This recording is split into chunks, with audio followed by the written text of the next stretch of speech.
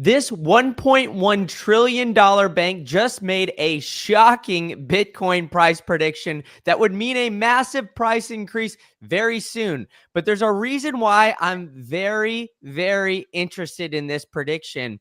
And that's because they've nailed it on the head in the past. And there's also some serious things happening underneath the surface that make me believe that this might come true yet again. Of course, we're talking about Standard Chartered, how they have predicted that there's going to be a new all-time high in Q2 of this year. And if you're checking your watches at home, that's in the next 2 months that we're going to see Bitcoin prices absolutely explode up more than 30% than we're at right now. And that is all because there's strategic allocation from the United away from US assets that is likely to be a catalyst to see movement under there. And with all that, we are already starting to see some Bitcoin spot ETF.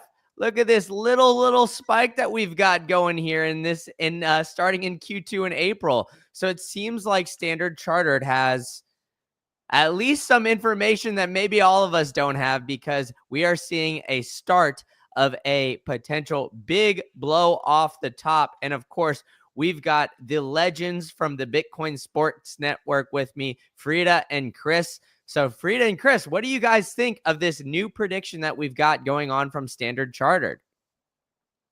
The community loves predictions, right? Of course. How It's could hard you to not? say. I mean, I honestly, I like Max Kaiser's $2.2 million prediction over 120. I mean, if I'm gonna make a prediction, go big or go home, right? Exactly. And I think that that's going to happen eventually, right? We're going to get that 2.2, but I think that this is very interesting because we're seeing it all here and they're giving us an exact time of Q2 of this year, which is obviously in the next 2 months here. And they're saying it because there's a lot of investors moving away from the United States assets, which I think is a big factor here. Because if you look at it just from a macro perspective, we're seeing things like the overall US markets start to take a little bit of a hit because investors are very scared of the tariffs and everything else. Are we in a recession? Are we not? People are feeling the heat out there, but it seems like everybody's starting to flee towards Bitcoin. So, a lot of people compare Bitcoin to the digital gold aspect. What do you guys kind of think of that when it comes to, yeah, how investors are potentially seeing Bitcoin and fleeing towards this as a flight to safety? Yeah, it's been really interesting to watch over this last couple of months. If I'm putting on my amateur macroeconomic analyst hat, you have the bond market's been more volatile than Bitcoin has been this year, which has been interesting to watch. And then you see companies like 21 Capital that Jack Mallers is going to be CEOing make their big announcements that they're coming into the Bitcoin space with their new corporation in a big way with SoftBank and Cantor Fitzgerald. And you see what the president of the United States, Donald Trump, has been doing with Besant and um, his secretary council, basically looking at ways to accumulate Bitcoin. They haven't really been talking too much about gold. And I think, Bitcoin does one of those things that gold doesn't do, which is transfer around the world seamlessly and easily. And it's kind of a self-regulating system where gold, there's a lot of checks and balances. It's very heavy, takes a long time to get from point A to point B. Then you got to verify that it's actual gold and not just gold-plated tungsten or other types of things. So it's definitely a very interesting out there right now. Hard to say exactly what's going to happen. Honestly, it seems like $120,000 is a little bit too bearish, if I have to be honest. Now, I said 2.2 million, but 120 just kind of seems like along that same aisle of, don't ape into Bitcoin, don't put all your savings in it, just buy 1%, buy 5%, just dip your toes in. It seems like a very conservative number based on what we're seeing from the corporate adoption around the world. Exactly. And don't worry about that because I've got another price prediction that they just made here today where we have this new firm who has predicted a little bit higher. So why don't we to give it a listen here? Outlook. So Bitcoin target price remains 210,000 and driven by institutional adoption and the global liquidity expansion. For ETH, So they even cited what you were saying there, Chris, as well. The institutional adoption that they're seeing is going to absolutely explode. But he also said something very interesting towards the end here, where he was talking about the way that Bitcoin starts to act comparatively to gold, right? When Bitcoin and everything is kind of hitting the fan, that's when everybody looks at Bitcoin as more of a flight to safety, right? Bitcoin starts to act like gold and a true hard asset when we have things like the potential of a recession. But then when things are starting to blow off the top, it acts like a digital asset, which, say what you want, crypto, whatever. But I mean, Bitcoin, we all know is the only way to go. And that's when you see the real volatility, especially spike towards the upside, is when, you start to see these things. So seeing these predictions go from either 120 to 210, I think it's really just interesting about the timing here, right? Because, what we saw is, a giant spike if we're looking at the price chart here from the past 1 year. Here, I'll pull that up for us here. In October, we saw us floating around, 60,000-ish, and then we saw a skyrocket all the way up to nearly or to a new all-time in December of 108,000, right? Right now we're sitting right around 90,000. So, that would be a 30% spike or a 33% spike up, not quite as big as the run that we saw just not too long ago. And the biggest difference is that we're seeing more institutional adoption now. I mean, during that time, we simply just had, the ETFs and everything like that. Now we're starting to see nation states really start to come in, and the corporations and the institutional adoptions is absolutely accelerating. I mean, Chris, you talked about it a little bit earlier about 21, the Jack Mallers led company that is openly coming out and saying, hey, we want to be strictly a Bitcoin's holding company. Like, that's what we're going to do. We're going to take what MicroStrategy has been doing and absolutely accelerate that, quote, infinite money glitch that Michael Saylor likes to coin there. So, I think that we're going to start to see this start to, really play out. But, you mentioned a little things about the overall macro situation, right? I mean, we all have friends and family who have not gotten to that orange pill situation. And I think it's unique with, just kind of talking to people of different age ranges and everything else. It seems like with Bitcoin, everybody's so hopeful that everything will, kind of flee there. And it's almost freeing in a sense. But I think the general public is still a little worried about the way things are going. And we're seeing that in different aspects, such as consumer confidence and other things hitting 12-year lows. So, Chris, Frida, have your friends and other aspects of, your daily life outside of the Bitcoin space, your normie friends, your coworkers, maybe, are they starting to feel a little bit worried, or maybe, you feel a little bit of that tension when it comes to the potential of a recession? Oh, I think definitely. I mean, I wanted to scream at the supermarkets probably 3 years ago, just like, this is ridiculous. What are you doing here? It's interesting, especially over this last year, with just it kind of moving into politics and general mainstream media talking about it more. There's more and more of my friends that come up to me and they're like, oh, you've been in Bitcoin, like, explain me a little bit more, help me understand what it works. How it works. I think it comes down to the basics. How I found Bitcoin, it was like, you have to understand the basics. You have to understand that it's limited in supply. You have to understand that you can own it and that there's no CEO, no CTO, no marketing team. And I think those along with the Bitcoin community is really, what brings it all together for me. I think it's nice, to speculate on certain assets and to watch Bitcoin technology do its thing and go up and down, and kind of like the spin that they do in mainstream media over the price. For me, it's just like I hodl, I put the extra funds that I have and I sit on that, and I don't really care what Bitcoin does, because it just does for me what I can't figure out, by being an amateur stock trader or whatever. I have other priorities in life. And so I think once you put in those first 100 hours, or somebody even said recently 50 hours, as little as that, to kind of understand the basic concept of what Bitcoin is versus other cryptocurrencies, I think it goes a long way, and it gives you peace of mind in the long run. So I love these predictions. Obviously, it's like, oh yeah, make it go up, but there's really no incentive right now for it to be like, oh, if it's like, at this price, then this is going to happen. I think the one thing that Bitcoin made me do is really look at, what do I really want in life? Where do I really want to, put my energy? And one thing that I always tell my friends is like, hey, I see you buy your daily cup of coffee for an inflationary rate of $8 now at the coffee store, and might as well put $8 a day into Bitcoin and make your coffee at home, and start them that way. So So funny. Go ahead. The coffee analogy is, I think, such it's a good analogy, but I think it's such an overused analogy in like all sales funnels.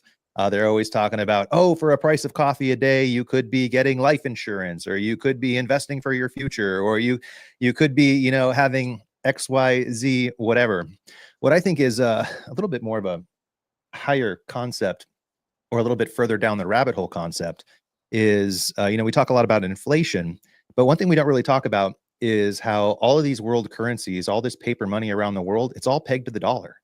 And you see the US government trying to lower the purchasing power of the money, or the strength of the dollar against other currencies, which requires other currencies to also manipulate their currency down so that they can still keep the advantage in the import-export business around the world.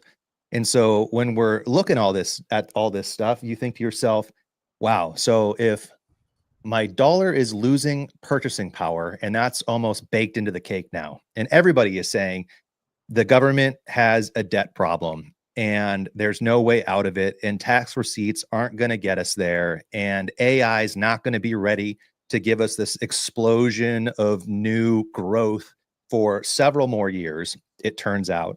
So where can people store their hard-earned money, hard-earned time that they've spent in their jobs, in a place that will give them that low time preference opportunity to have a better future for themselves, rather than just like a hamster on a wheel, just spinning around and around and around, staying in the same spot?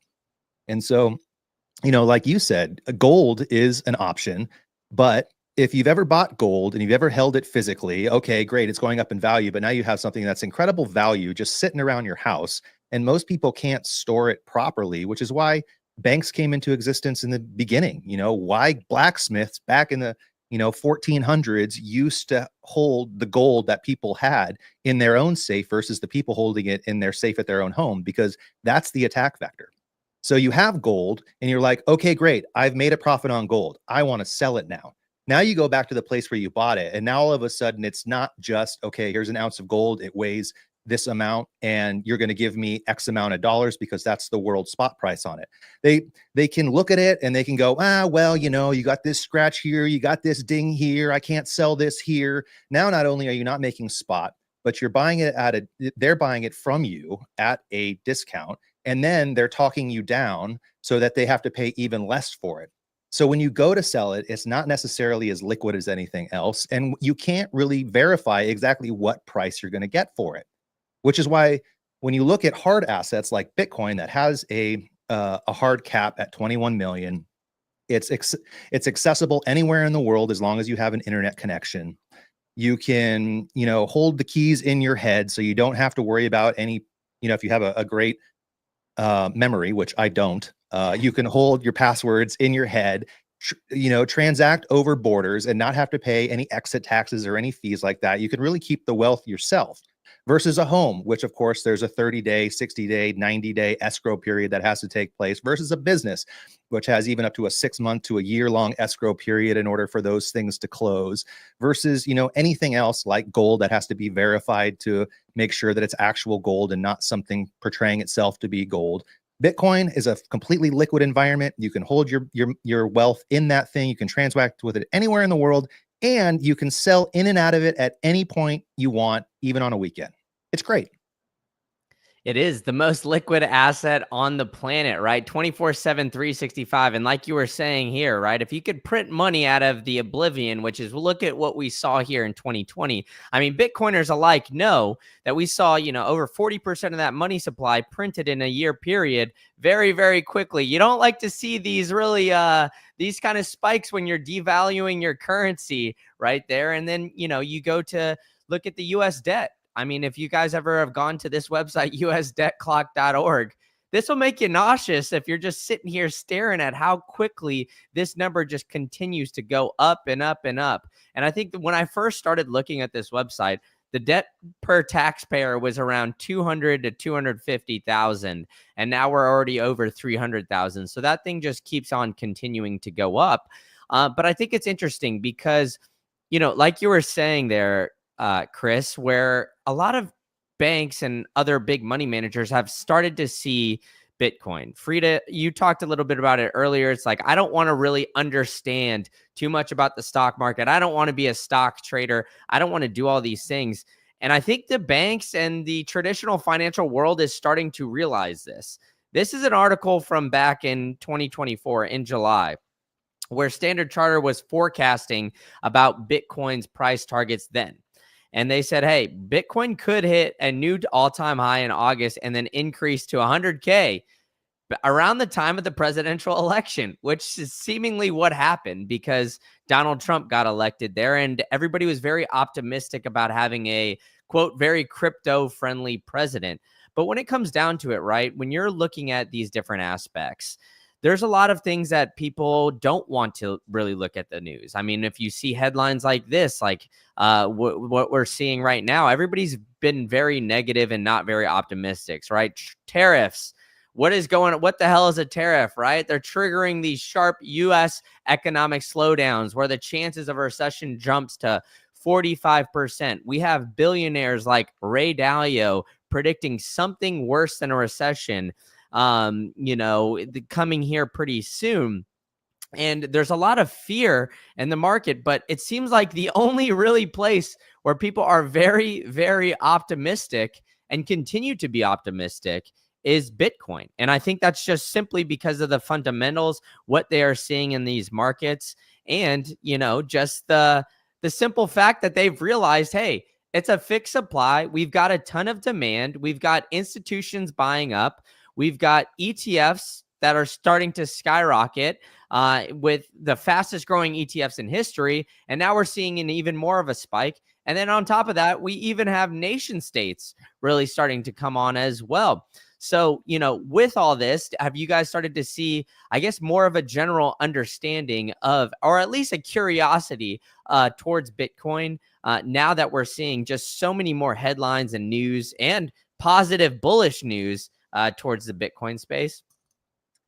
I will say, how every Bitcoiner has like family members that they've been talking to Bitcoin ever since they found Bitcoin themselves, and they cannot be they cannot be convinced. And Chris and I have bets on a certain family member because this particular person is very much in the fiat world, very much dependent on fiat news. If it's not on the regular TV station or in the Wall Street Journal, then it's not real. And so, as the news is getting printed more and more in those, publications, now the excuses become different, but it's acknowledged that we made probably a good move, investing some of our funds into Bitcoin. So we're getting that stamp of approval, but now the excuse is, oh, I'm probably too old for Bitcoin. Oh, I've probably, the learning hurdle. I'm happy with my life where I'm at. So, it is interesting. I think like Bitcoin, like I said prior, it just really makes you look a lot at your excuses and what you want to do with your life. and really streamline that. And I think the fiat world, it likes to distract a lot. And so we get distracted with a lot of shiny things that, keeping up with the Joneses kind of type of material. And so, yeah. Yeah, there's definitely a sense out there from people who have been hearing about it for years but haven't made a decision to step into the Bitcoin world, that they missed the boat, or they've been hearing about it for so long and they should have done it. And we're proud of you for making that choice that we couldn't make, but we think we're going to be okay. It's the people that stayed on the Titanic and never thought it was going to sink. This gaslighting idea that governments around the world, and I'm going to be a little bit of I don't even know how to say this here. The governments around the world are, gaslighting people, making them think that they've thought through how world finance should be handled, and they have the best solution for people.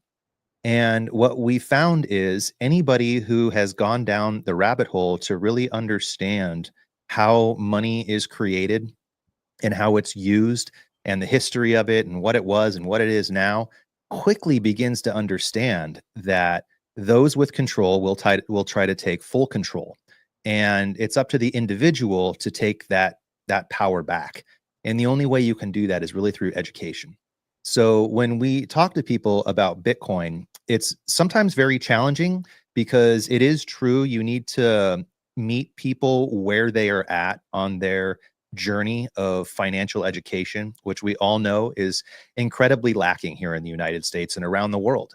Governments don't want you to know how to use money, because if you do, it gives you power that then they'll have to compete against you for them to keep that power. And so it's easier if they just teach an entire society. They have poor people in the educational system, beautiful people, great people. We all have family members who are doctors or teachers and are living in these professions that are helping to educate the next generation, but they themselves don't really understand what money is, how to use it. They have a poor mentality. Robert Kiyosaki talks a lot about it. Rich dad, poor dad. You want to have a rich dad and a poor dad, and his rich dad taught him about financial education, and his poor dad, who was a PhD guy and made a lot of money, ended up dying broke. And the reason why is because there's that saying out there, a fool and his money are quickly parted, which is basically to say that if those who come into money quickly but don't understand what that money is or how to use it to their advantage will be swindled by somebody who does. And they will come at you with all sorts of reasons saying, oh, I have this long education, or this mutual fund is the best, or just invest in the S&P 500, use this ETF because it's got the lowest fees, all this kind of stuff. And you just finally go, okay, here, you take care of my financial future. And they forget that the risk is not where you put your money. The risk is not having the knowledge of why you put your money there to begin with. Exactly. And we've got even some comments in the chat here saying there's a lot of base knowledge required to get a full grasp of the BTC from All Nighter Hider. The Joneses are definitely getting harder and harder to keep up with, to say the very least.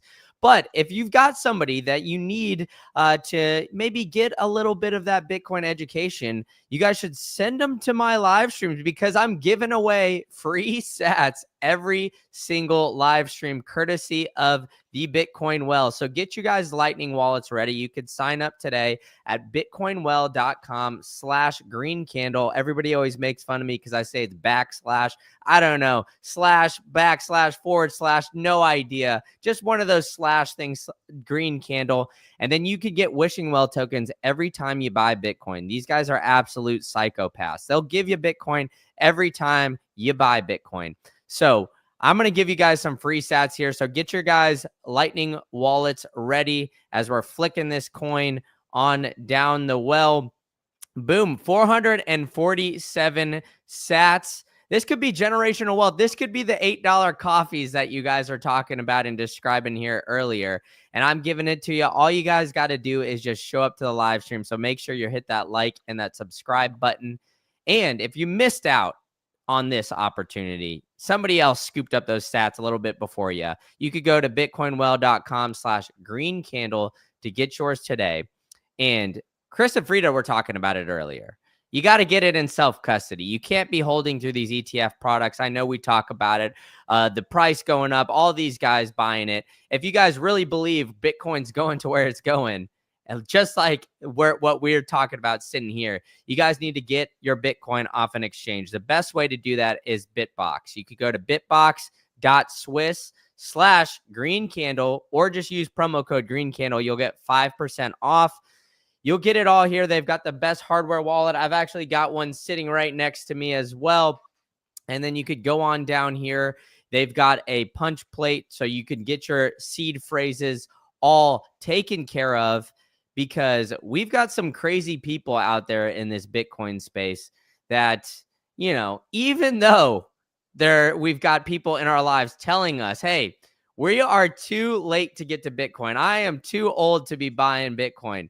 Michael Saylor keeps buying Bitcoin literally every single Monday. He keeps tweeting out, hey, there needs to be more blue dots, right? I mean, these guys, we've been talking about institutions continuing to adopt Bitcoin. Those of you that come to this quite frequently know that I love this reflexive flywheel effect, this little graphic here that shows how these businesses just continue to buy and buy Bitcoin and utilize the debt. And that company 21, they're going to accelerate this. But this is what MSTR, MicroStrategy, now known as Strategy, has been doing for a while, issuing all this debt to buy Bitcoin. The Bitcoin price keeps increasing. The market cap increases. Then you see their indices in the NASDAQ 100 and other of these indices keeps increasing. They keep using more and more debt to buy and buy Bitcoin because Michael Saylor and all of them say that essentially you can't have enough money to buy enough Bitcoin, right? As Down Under Blues in the chat says, I have an infinite money glitch of not having enough money. I have that same issue because I'm running out of dry powder, and we see all these people, you know, start to bring it up. But, you know, the funny thing is, Chris and Frida, is like, if I bring up Michael Saylor to a lot of my normie friends, they have zero clue who this guy is currently. So I still think, even though we're starting to see a little bit of people get, I like to call it crypto curious, because they all group in Bitcoin with different cryptos. Even though we're starting to see that, I still think there is a long ways away, and we're still very early. What do you guys think of all of that? Yeah, you know, people didn't know who Steve Jobs was right away. They also didn't know who Bill Gates was, or Warren Buffett, or any of the people that, if you look back through history, became some of the most prolific names in the industry. And the unique thing that Michael Saylor's doing is I almost think he's taking this concept. You know, one of his famous lines is, the first government that starts printing money and just buys Bitcoin wins. And he went, why don't I just borrow money and do the same thing? Because, you know, he talks about this accretive nature of what he's doing is he's taking debt and he's buying Bitcoin and he's taking it out of circulation, which just reduces the price for everybody else. So as these financial institutions and ETF companies and insurance companies and banks are starting to go around the world and educate their customers on a base level fundamental understanding of Bitcoin, they're kind of becoming the quasi marketing team for Bitcoin. They're doing the marketing for Bitcoin. And in the end, you know, this is like anything in sales, there's a sales cycle. You know, there's an educational process. And for some of us early Bitcoiners, you know, we talk about the 3 touch points. You know, I heard about Bitcoin 3 times before I started buying it. And I was listening to an interview with the CIO of Bitwise, and he was saying they have to have 10 conversations with their customers before they start allocating any amount of capital to the Bitcoin ETF, which just tells you that even the most quote unquote sophisticated investor minds in the world don't have an education on what sound money is and what it looks like in the future. Everybody's looking in the rearview mirror. Nobody's looking forward. And that's causing a really big problem with adoption. Good for us because we get to continue to stack while prices are low, knowing what the price of this asset is going to be. But bad for everybody else who just reads the newspaper or listens to the news and listens to these talking heads talk about why they shouldn't be investing in these things. Meanwhile, their bosses are buying it hand over fist. They're buying it themselves and not saying anything because they know what we know is this thing is a real asset. It has real legs and it's going a lot higher. Amen to that. And yeah, like you said, right? A lot of these ETF products, we've seen the biggest ETF launch in history, right? I mean, it's the fastest growing. Nothing has ever been all of that. We've even got Michael Saylor coming out and saying that he thinks that the Bitcoin ETFs, the IBIT, the BlackRock one, is going to be bigger than the S&P 500 or the Vanguard ETF VOO. To put it in perspective, the Bitcoin ETF IBIT has, I believe it's like 50 something billion assets under management currently. And the Vanguard ETF saw that volume just in the first quarter of this year. So even though, you know, we are seeing a massive rise in the amounts of ETFs, right, or the amount of buying through Bitcoin through these ETF products, there's still a lot of education that needs to be done, right? I mean, a lot of people are still looking at these ETF products as something that is potentially safe. But as McLovin's saying here, you got to get your Bitcoin off the exchanges before somebody else does, because we've seen a lot of these crashes, a lot of these potential products coming out here pretty recently. And we're even seeing some craziness go on here from I don't like to call them my friends, but over at Coinbase, where they're seeing they're launching a new fund to give you investors yield on your Bitcoin. And look, take it from what we happened last cycle, right? I mean, for those of you guys who weren't around maybe during that last cycle, new people, well, welcome to Bitcoin, one. But two, always remember, if you don't know where the yield is coming from, then you are the yield. So there's a lot of issues here. And I think, like, you know, there's still a lot of potential education holes that we have because, you know, we see Bitcoin shoot up, right? We're seeing Bitcoin go on a generational run, right? I mean, we've got it up over 1,000% if you just hold for an entire year. All time, right? Okay, maybe we weren't lucky to get Bitcoin under $1,000. I know I wasn't, but hey, you know, a year, 50% increase, that sounds pretty good on your money. When the government tells you every single year they want to devalue your currency. So my cautionary tale to all the people getting in here is just be very careful when we're seeing things like this start to pop up, because we all know that we're going to start to see a lot of people get greedy. We're going to start to see, you know, as Bitcoin starts to take off, more of these institutions, people really trying to find more ways to obtain more Bitcoin. But remember, if it's not your physical Bitcoin, right? If you don't have it in cold storage, then it's not really your Bitcoin, right? Not your keys, not your coins. So I agree with you guys. I think that there's a lot of education to start to be done, but I do think that there's some positive signs here. Like, even though I'm very anti-ETF, anti-Coinbase, you know, holding your Bitcoin on an exchange, I think what you said it there, Chris, is best, is that people just need these touch points, right? Maybe if you go into these ETFs, you buy one of these ETFs for a couple $100 or whatever it is, it's enough to dip your toe in and then really start to educate and bring somebody towards that. And then eventually, hey, the world will be full of Bitcoin maxis, but we're not there just yet.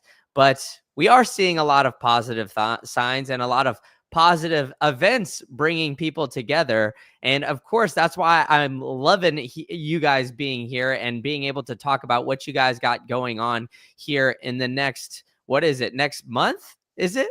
Next month, a little bit under 30 days. Yeah. Oh my goodness, it's coming to us so quickly. But why don't you guys tell us a little bit about what you guys have been working on and the Bitcoin Sports Network? Yeah, so Bitcoin Sports Network, you know, we try to take a look at, we use sports as basically a bridge to help bring people into the Bitcoin community, and like you said, give them those touch points. You know, for like professional athletes or just athletes that take their sport very seriously, there's a ton of proof of work that goes into creating that excellent team, individual or team player that really excels in that sport. You know, it's early mornings, it's long hard workouts, it's dieting, it's focusing on the goal, on what you're trying to accomplish, and not trying to keep up with the Joneses and going out partying and whatever. It's really trying to create a lifestyle for yourself. And so what we're doing at Bitcoin Sports Network is kind of using that philosophy and trying to relate it to people who are driven like that, and show them that same philosophy can be transcended into their financial education and create a better future for themselves. So just like in any business, you know, 9 out of 10 businesses fail within the first 5 years. And the reality is that's at least 10% of businesses do succeed.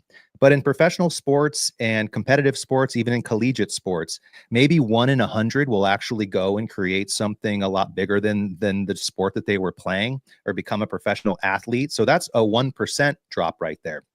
So what we try to do is give people those touch points, get them started learning about Bitcoin, get their feet in the water so that they can start, whether they become a professional athlete or excel at their position or whatever, at least they have something. You know, like we put Bitcoin on the balance sheet of Bitcoin Sports Network for just that reason too. It's a creative value. It's number go up. You know, at the end of the day, if we didn't create any value for anybody, we still created value for the business.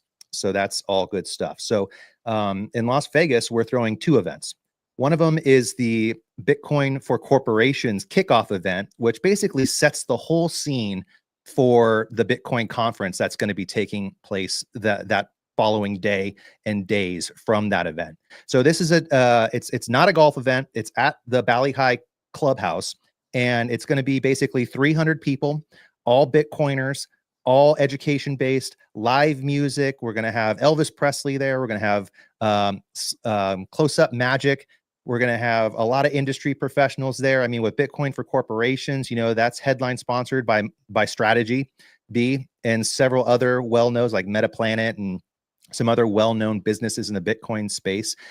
If you're going to the conference and you're looking for a place to meet these influencers, these leaders in the Bitcoin community, and ask them the questions that you've wanted or create those relationships, this is the party you want to be at, because they're going to be very accessible, very easy to talk to.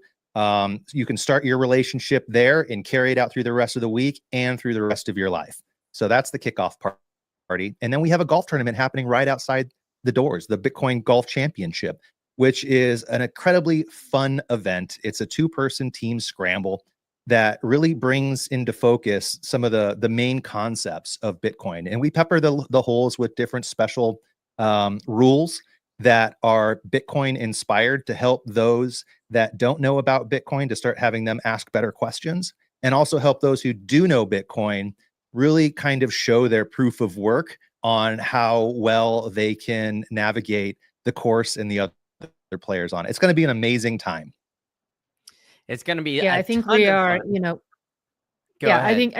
I think what people underestimate about our events, if you haven't attended one yet, is like how much actual conversations happen in the room and how much education is going on. You know, you go to the Bitcoin conference, it's a great event. There's a lot of presentations on stage. There's a lot of, you know, influencers in the space, and you might have those conversations, but it still sometimes can be a little bit rushed, or it can be very, very categorized to like one specific area, where, you know, when we fill a room, there are people from everywhere. And we've had just these transformations of somebody coming to the room, you know, maybe they have bought a little bit, like some sats, you know, they've heard about Bitcoin and they're at one of our events for the day, and they walk out of there and they just thank us because they just got Bitcoin education in a day. And so I always say that the Bitcoin kickoff party is a great event also for those traveling to Vegas with family that might not be fully orange pilled. This is the place to bring them. You know, it is during the day. It'll be light and airy, and we'll have a little interview pad there going on. And I think you know, Max and Stacy are going to be visiting us for a while there with Brandon. Brandon, you will be there. Our he's going to be running our podcasting booth and interviewing all sorts of people who can't. So if you're out there and you can't make it to the show or to the event, we're going to have a live streaming podcast booth where Brandon will keep you up to date with everything that's happening at the event.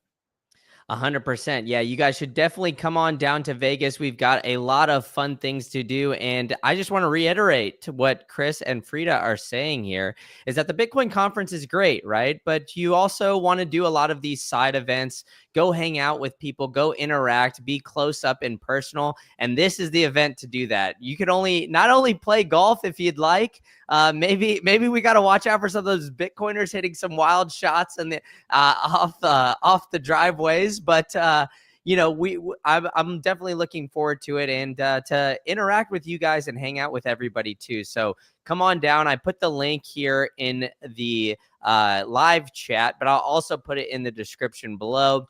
So if you guys are watching this, there's 220 plus of you across X and YouTube. Come and join the Bitcoin for kickoff party in Vegas very soon. And Chris, Frida, thank you guys so much for joining me and letting us all know about the great event you guys are putting on. Really appreciate it. Thank you, Brandon. Green Candle. You guys are the best.